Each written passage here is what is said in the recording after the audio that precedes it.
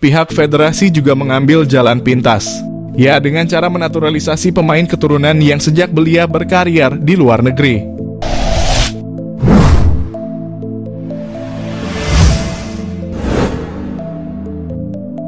Demi memajukan sepak bola Indonesia, PSSI sangat serius merancang pembinaan berjenjang untuk para talenta lokal.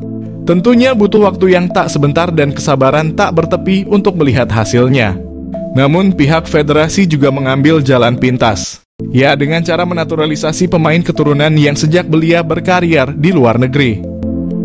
PSSI pun sudah punya database pemain mana saja yang bakal dipulangkan.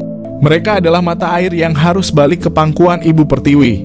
Dan dari sekian banyak nama yang beredar, sosok Miliano Jonathans jadi yang paling menarik untuk dibicarakan.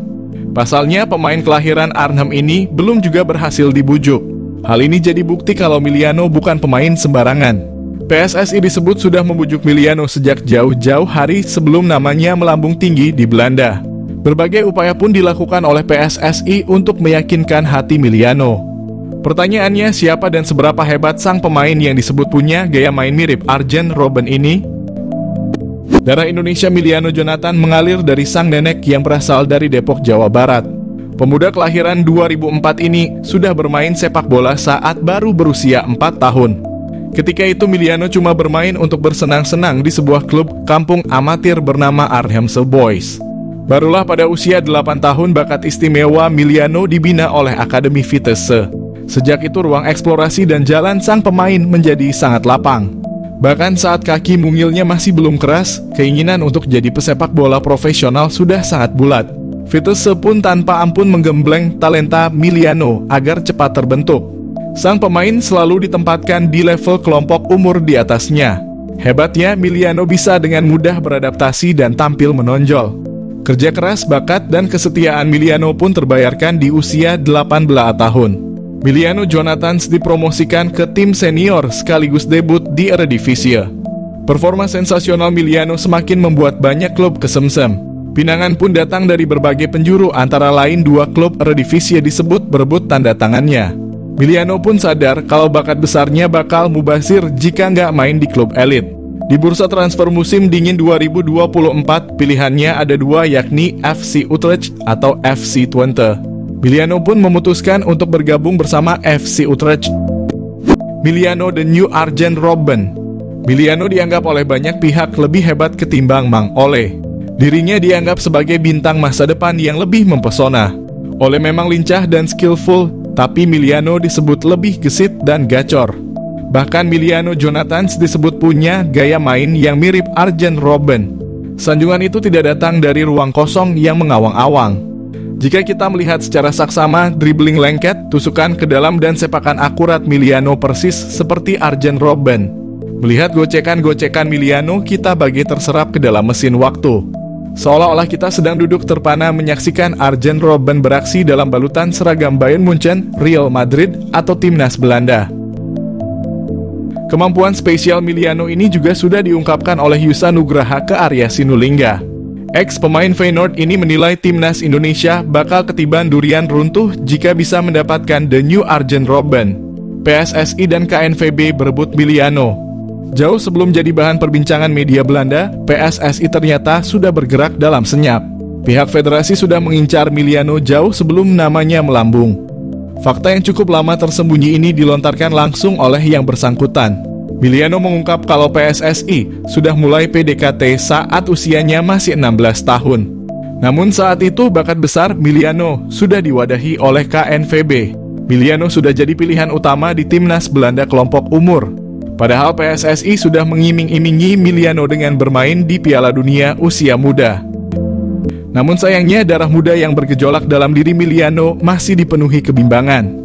Melihat bakat besar yang dimiliki sang pemain, PSSI sangat rawan untuk ditikung. Bukan mustahil salah satu talenta hebat keturunan Indonesia kembali lepas ke pelukan The Orange. Cukuplah Tijani Reinders yang bikin hatinya sek, jangan sampai terulang ke Miliano. PSSI harus bisa meyakinkan sang wonderkid kalau memperkuat timnas Indonesia adalah pilihan yang tepat. Miliano OTW gabung timnas Indonesia. Miliano sendiri masih membuka lebar pintu kemungkinan untuk memperkuat Indonesia. Sang pemain gak memutus silaturahmi dengan PSSI. Namun untuk sementara waktu Miliano ingin fokus mengamankan tempat di skuad senior FC Utrecht. Di kesempatan lain, Miliano pun secara tersirat nggak bakal melupakan akar sejarahnya.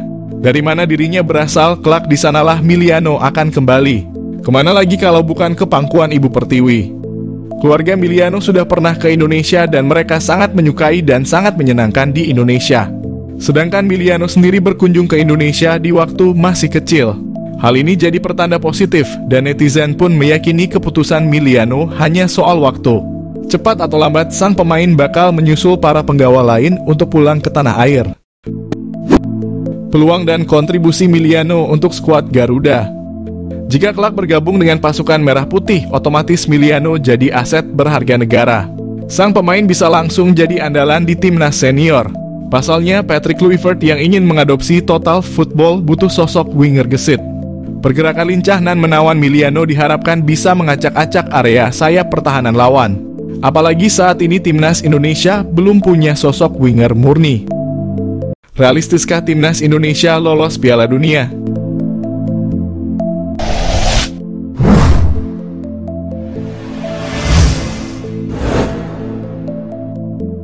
Demi mengamankan posisi dalam turnamen yang mana selalu diimpikan oleh pesepak bola, semua dilakukan demi menjaga asa menuju Piala Dunia tetap menyala.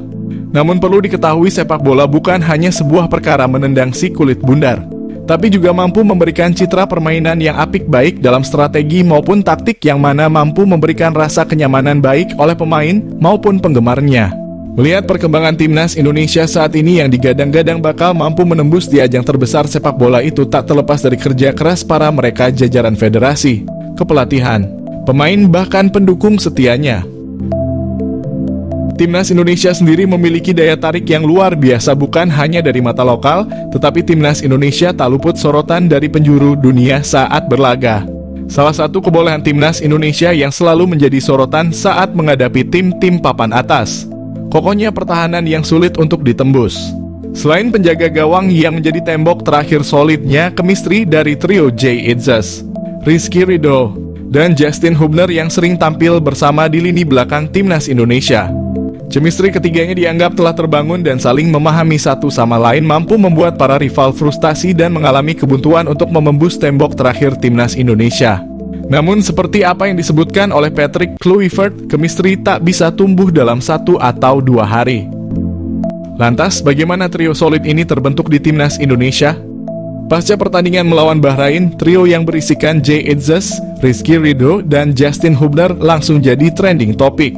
Media-media lokal maupun internasional mulai menjajarkan trio ini dengan trio timnas Italia era lawas yang berisikan Fabio Cannavaro, Alessandro Nesta, dan Paolo Maldini. Terbentuknya trio ini dimulai pada tahun 2021 saat Ridho pertama kali debut untuk timnas Indonesia senior. Di saat masih banyak back-back senior macam Fahrudin Arianto hingga Victor Igbonevo, Shin Tae-yong justru memilih Ridho sebagai back andalannya. Debut resmi Ridho untuk timnas Indonesia senior terjadi pada akhir Mei 2021. Waktu itu Ridho tampil 90 menit meski saat itu skuad Garuda dihajar Oman dengan skor 3-1. Itu hanya uji coba biasa. Namun tetap saja jadi awal yang buruk untuk pemain muda seperti Ridho.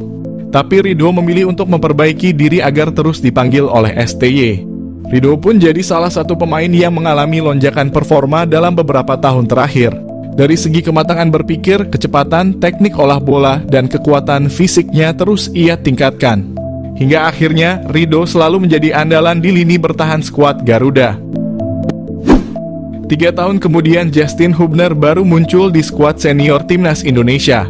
Ajang Piala Asia 2023 jadi turnamen resmi pertamanya bersama skuad Garuda. Shin Tae-yong memberikan kesempatan di tim senior yang mana sebelumnya Hubner sempat melakoni laga uji coba bersama timnas Indonesia kelompok umur yang mana akan disiapkan untuk melakoni laga Piala Dunia U20 yang batal dilakoni.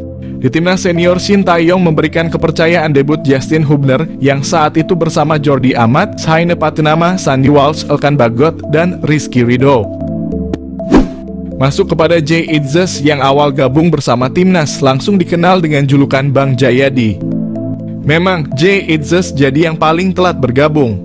Pemain belakang Venezia itu baru debut pada Maret 2024. Tepatnya saat menghadapi Vietnam di babak kedua kualifikasi Piala Dunia 2026. Lagi-lagi Sintayong jadi sosok penting di balik kehadiran pemain bertahan berkualitas di timnas Indonesia. Kabarnya, Itzes jadi salah satu nama yang diminta langsung oleh STY kepada PSSI untuk dinaturalisasi.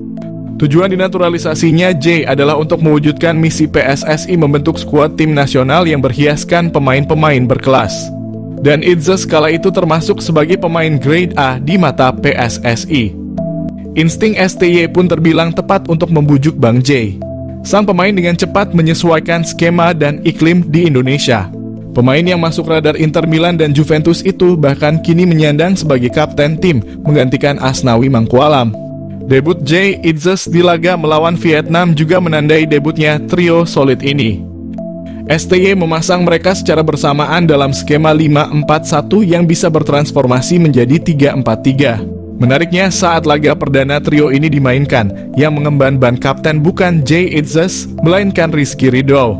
Meski baru pertama kali dimainkan bersama, tiga pemain itu tampil sangat solid, sigap, dan kompak saat pemain lawan datang menyerang. Trio yang masih hangat-hangatnya ini sudah cukup membuktikan diri di hadapan para pendukung timnas Indonesia. Dengan solidnya performa ketiga pemain itu, Indonesia mampu mengemas 3 poin sekaligus clean sheet pertama di babak kedua kualifikasi Piala Dunia 2026. Kesuksesan ini membuat STY menjadikan trio solid sebagai pilihan utama di sektor pertahanan. Setelah laga itu, hasil positif senantiasa menyertai Indonesia saat ketiganya bermain dalam format 3 back di jantung pertahanan.